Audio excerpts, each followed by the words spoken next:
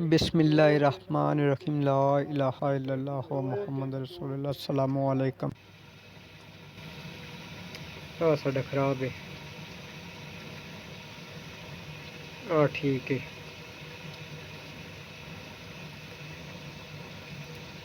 इसमें से खोलते हैं।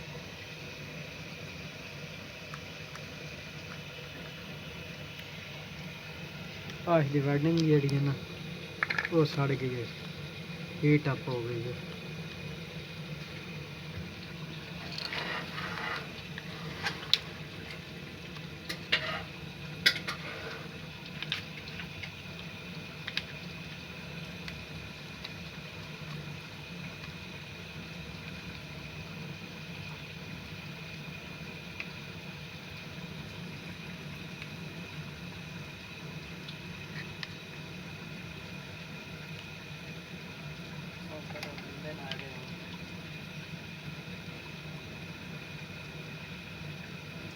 रस्ती साड़ी वेंडिंग सही है। वेंडिंग में असं उतार के दूसरी लेनी है।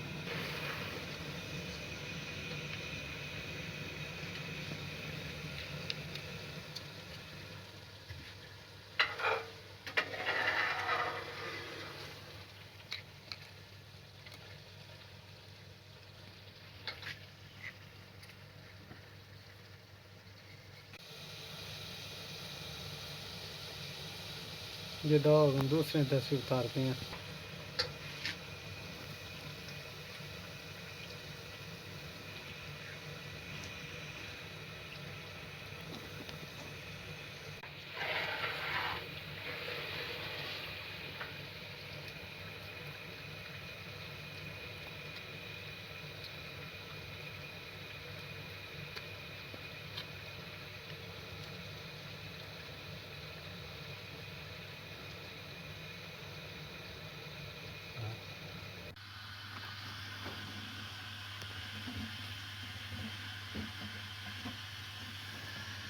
मोटर असीं चेक करन लगे हैं।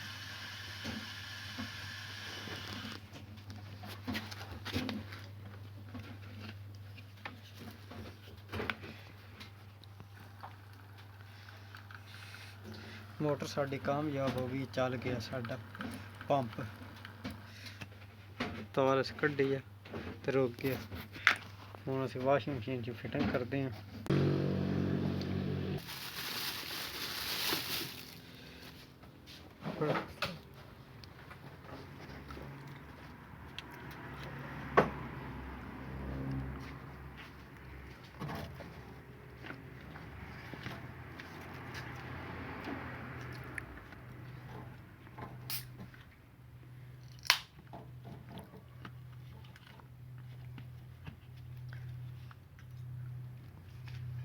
हेलो तेरा अच्छा आवर भी ला लेंगे ना पैप आख ना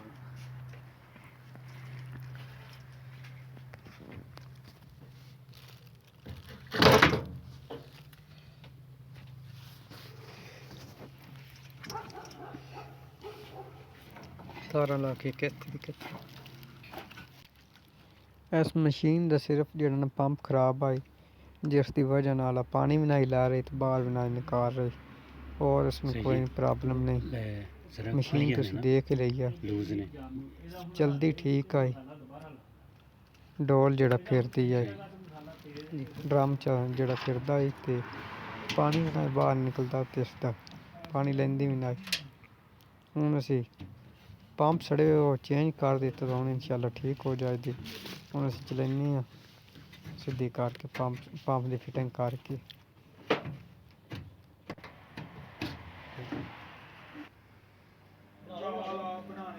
मशीन साडी चल गई है दोस्तों।